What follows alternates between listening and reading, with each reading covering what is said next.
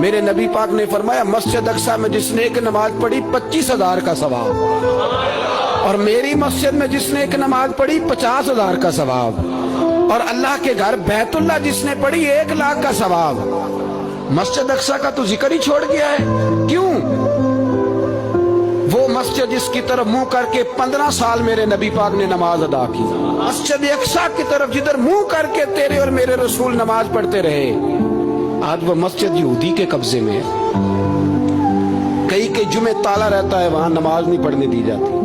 میں اور آپ، ہمارا اس قوم سے تعلق ہے جس قوم کے بچے کٹ گئے، ذبح ہو گئے، عورتوں کے پستان کاٹ کے برما کے بدھوں نے ان کے کباب بنا کے کھا لیے، چھوٹے چھوٹے بچوں کی لاشیں انہوں نے لٹکا ڈالی۔ میرے بھائی تجھے خبر ہی نہیں، یہ تو جانا تو کبھی گنبد خضرا پہ، تو میرے مصطفیٰ نے فرمایا من ازا مسلم فقد ازانی، فرمایا جب میرا مسلمان تکلیف میں ہوتا ہے تو میں گنبد میں تکلیف میں ہوتا ہوں، مجھے درد ہوتا ہے، مجھے اذیت ہوتی ہے۔ پوچھ جا کے محبوب پاک سے، میرے عزیز کسی کو غم ہی نہیں ان لوگوں کا، کسی کو پرواہ ہی نہیں، کچھ سوچتا ہی نہیں ان کے بارے میں۔